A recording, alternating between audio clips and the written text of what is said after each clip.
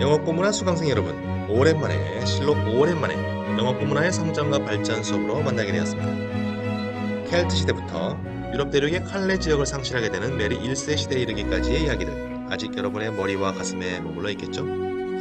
오늘 여러분에게 그동안의 강의를 압축해서 전달하도록 하겠습니다. 요약은 요약다워야 제맛이기에 오늘 여러분에게 수업 과제로 제시하는 이 요약 강의는 핵심만 간추린 버전 1입니다.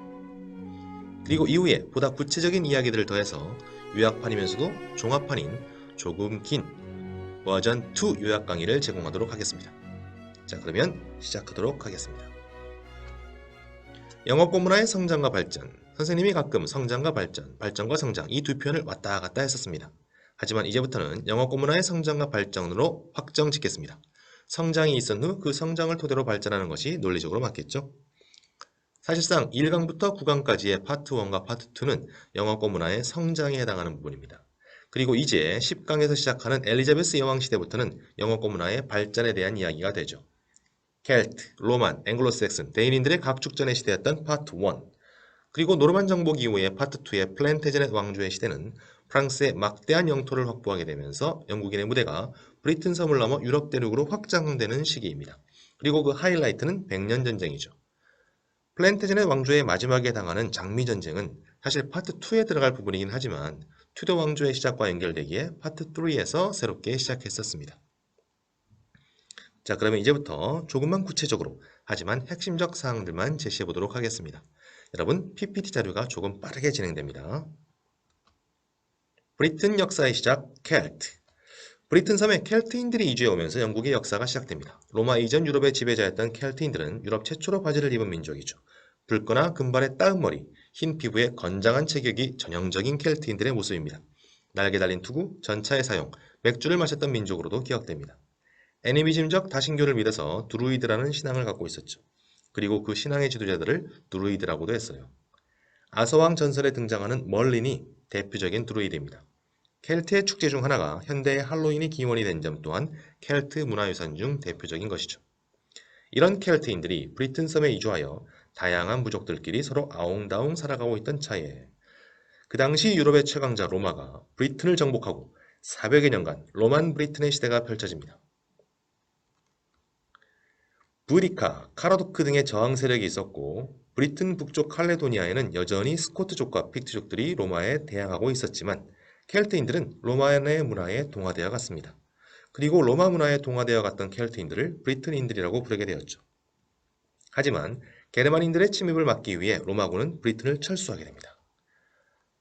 그리고 이 힘의 공백 상태를 노리고 하드리안 장벽 너머 있던 스코트족과 픽트족이 로마에 동화되었던 켈트인들, 즉 브리튼인들을 침탈하게 됩니다. 이때 스코트족과 픽트족을 막기 위해 브리튼인들이 용병을 부르게 되는데 이들은 바로 유럽 대륙의 앵글로, 섹슨, 질트족입니다. 이들을 합쳐서 앵글로 섹슨이라고 부르죠.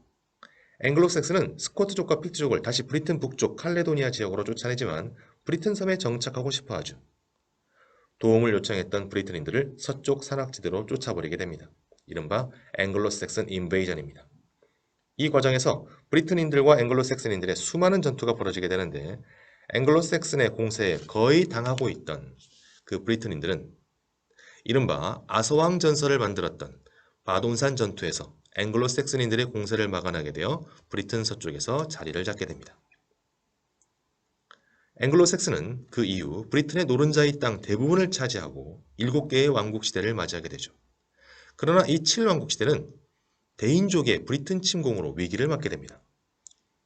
북쪽과 동쪽은 거의 대인인들이 차지하고 남쪽의 웨섹스 왕국도 대인의 지배에 들어갈 위기 상황에서 웨섹스의 알프레드 대왕이 에딩턴 전투에서 대인 세력을 물리치며 앵글로 섹슨 세력을 지켜내게 됩니다. 그의 아들 에드워드와 손자 에설스탠드에 이르러서는 잉글랜드 전역을 수복하게 되죠. 하지만 대인인들의 제2차 침공이 있었으니 에슬레드 왕의 시기에 잉글랜드 내 대인인 대학살이 펼쳐지게 되고 이를 복수하기 위한 대인인의 잉글랜드 침공 이른바 제2차 대인 인베이전이 펼쳐집니다. 그리고 잉글랜드는 대인인들에 의해 정복됩니다. 이때 잉글랜드를 정복한 대인인이 바로 카누트 대왕인데요. 잉글랜드와 대인인들의 통합을 위해 노력했고 이 시기에 노르웨이, 덴마크 그리고 스웨덴 일부까지 포함하는 대제국을 건설하며 북해 제국 시대를 열기도 했습니다. 하지만 카누트 대왕 사후 결혼관계가 복잡하게 얽히면서 참외왕 에드워드가 웨섹스 왕국을 회복합니다. 그리고 참외왕 에드워드는 후사 없이 사망하고 웨섹스 왕가는 이제 처남인 헤롤드에 의해 이어지게 됩니다. 헤롤드는 헤롤드 2세로 왕위에 오르게 되죠. 당시 유력귀족 과목을 이끌고 있기는 했으나 왕의 처남이라는 자격은 정통성의 공격을 받을 수가 있습니다. 그래서 헤롤드의 왕권은 두 차례의 도전을 받게 됩니다. 그리고 1066년 참외왕 에드워드의 어머니인 노르망디의 엠마의 손잡벌에 해당하는 노르망디의 윌리엄이 영국을 침공합니다. 그리고 그가 헤롤드를 물리치며 영국을 정복한 윌리엄으로 대표되는 노르만인들에 의해 영국은 새로운 시대를 맞이하게 됩니다. 이른바 노르만 컨퀘스트죠. 노르만 정복이 일어났던 1066년, 이때의 윌리엄과 헤롤드의 다툼이었던 헤이스팅스 전투는 영국 역사에 있어 역사의 흐름을 바꾼 사건이었습니다. 헤이스팅스 전투의 승리를 기점으로 노르만인들의 잉글랜드 지배가 시작되었고 그들과 함께 들어온 프랑스어와 프랑스 문화는 영국의 모습을 바꾸기 시작했습니다. 독일어와 유사했던 영어에 프랑스어의 어휘가 쏟아지고 문법 체계가 영향을 미치면서 고대 영어의 시기가 끝나고 중세 영어가 시작되는 전기를 마련했으며 프랑스 문화가 지배계층의 문화가 되면서 사회 전체에 프랑스의 제도와 문화가 유입되기 시작했습니다. 그리고 이 지배계층은 프랑스 노르망디와 잉글랜드 두 곳을 지배하면서 이때부터 영국의 역사는 브리튼 섬에 갇혀 있는 것이 아니라 유럽 대륙, 특히 현대 프랑스 땅을 주된 무대로 해서 펼쳐지게 되죠. 특히 노르만 왕조를 이은 윌리엄 1세의 외손자 헨리 2세로 시작되는 플랜테제넷 왕조는 앙주 제국이라 불릴 정도의 방대한 영토와 영향력을 갖게 되는 강국으로 성장합니다. 윌리엄 1세의 막내 아들 헨리가 헨리 1세로 노르만 왕조를 이어가고 그 뒤를 딸 마틸다가 계승합니다. 그리고 마틸다는 프랑스 앙주의 영주와 결혼하면서 앙주 땅을, 그리고 마틸다의 아들 헨리 2세는 아키텐의 영주 엘레오노르와 결혼하면서 아키텐 땅을 획득합니다. 그리고 이후에 브르타뉴, 웨일즈, 스코틀랜드, 아일랜드 등을 간접 통치하는 거대한 왕국을 이루게 되죠. 이른바 앙주 제국입니다. 헨리 2세의 아버지 즉 앙주의 영주의 별명이 금작칼을 꽂다라는 뜻의 플랜테저넷이어서 헨리 2세부터는 왕조의 흐름이 바뀌어 플랜테저넷 왕조라 부르게 됩니다. 하지만 이 지배계층의 위에는 프랑스 왕이 있었죠. 노르망디의 영주는 프랑스 왕의 신하였으니 잉글랜드의 왕은 프랑스 왕의 신하였죠. 프랑스 왕의 신하에 해당하는 잉글랜드의 왕이 프랑스 왕보다 더 많은 영지를 갖고 있는 것은 갈등의 씨앗이었습니다. 헨리 2세의 아들 리처드 1세는 이 땅을 수호하려 애쓰기는 했으나 그의 동생 존의 시대에 이르러 프랑스 내 대부분의 영토를 상실하고 말죠. 이때 무리한 전쟁 등으로 과도한 세금 징발 그리고 무분별한 권력의 남용이 문제가 되어서 존은 귀족들에 의해서 왕의 권한이 제한되는 대헌장 즉 마그나 카르타에 서명하게 됩니다.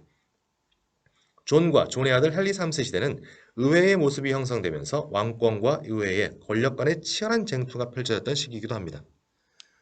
대영 제국을 이루는데 크게 일조했던 영국 민주주의의 발전은 파트 3에서 자세히 다루도록 하겠습니다. 존의 손자 에드워드 1세는 따라서 이제 시선을 브리튼 섬 내로 돌리고는 브리튼 섬 내 웨일즈와 스코틀랜드를 정벌하며 브리튼 섬의 통일을 시도하게 됩니다. 그 결과로 웨일즈는 잉글랜드에 복속되었고 스코틀랜드도 에드워드 1세 때 거의 복속되게 됩니다. 웨일즈 정벌 후 카나번성 축성과 프린스 오브 웨일즈의 시작을 기억하고 있을 것입니다. 그리고 스코틀랜드 정벌 후에 스톤 오브 스콘이 웨스트민스터 사원으로 옮겨지게 되죠. 스코틀랜드 저항 세력인 윌리엄 월레스와 로버트 브루스도 기억하고 있을 거예요. 참고로 이 사진들은 영화 브레이브하트에서 윌리엄 월레스와 로버트 브루스를 연기한 배우들입니다. 하지만 에드워드 1세의 아들 에드워드 2세 때 스코틀랜드는 전투에서 승리하여 독립을 하게 됩니다. 수적인 열세에도 불구하고 한산도 대첩의 하객진과 유사한 전법으로 이 로버트 브루스가 벤옥번 전투에서 승리해서 실질적인 독립을 쟁취하게 되죠. 이 전투의 승자 로버트 브루스는 에드워드 3세 때 이르러서는 스코틀랜드의 독립을 인정하는 조약을 맺기도 하죠.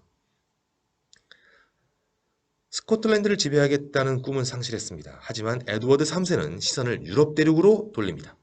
100년 전쟁이 시작되는 거죠. 영국 역사의 중심추가 다시 유럽으로 옮겨지게 됩니다. 100년 전쟁의 원인을 보통 경제적 원인과 정치적 원인으로 제시합니다. 그러나 결론적으로는 영토 전쟁이었다고 생각합니다. 땅을 차지해서 그 땅 위에서 경제적 풍요로움을 누리기 위한 싸움이었죠. 백년 전쟁은 거의 모든 시기에 걸쳐 영국군의 프랑스 약탈전이었습니다. 그리고 에드워드 3세와 그의 아들 흑태자 에드워드, 그리고 헨리 5세의 활약으로 프랑스 땅을 차지하기 직전까지 갑니다. 전체 땅을 차지하는 프랑스를 지배하는 직전까지 가죠.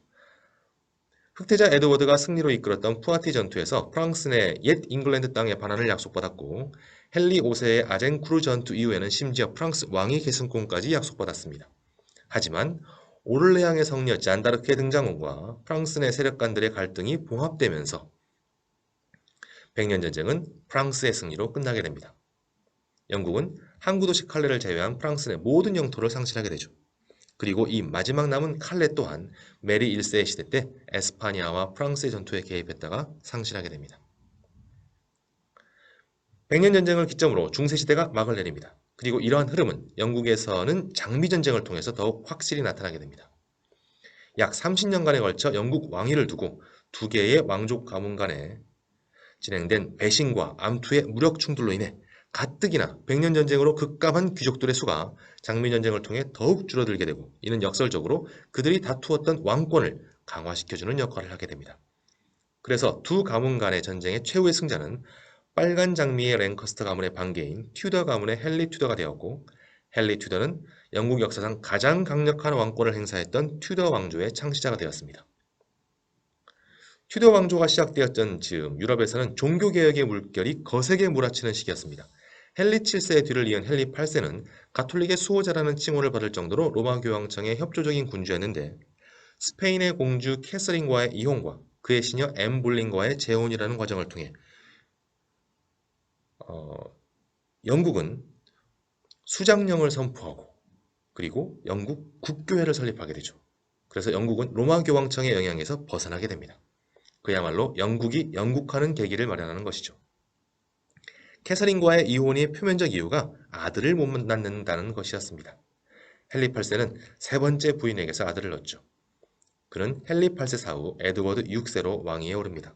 하지만 어린 나이에 사망하고 말죠. 제인 그레이로 대표되는 신교 세력과의 갈등의 과정을 겪은 후 그 다음 왕위 계승자인 캐서린의 딸 메리가 메리 1세로 등극하여 영국은 카톨릭 국가로 복귀합니다. 이때 아버지가 만든 신교, 즉 영국 국교회와의 갈등에서 보여진 잔인함이 메리에게 블러디 메리라는 별명을 주게 되죠. 가톨릭 신봉자이며 스페인 왕가의 혈통을 갖고 있어 친스페인 경향을 보였던 메리가 병으로 사망한 후 역사를 바꾼 여인 앤 볼린의 딸 엘리자베스가 왕위에 오르며 영국은 다시 영국 국교회의 나라가 되었으며 반스페인 진영의 대표적 국가가 되어 스페인과 갈등을 겪게 됩니다. 종교적 갈등에서 비롯되기는 했지만 실상은 바다의 제해권을 두고 스페인과 대결 구도를 벌였던 것인데 이때 스페인의 무적 함대를 격파하며 바다를 장악하게 되죠.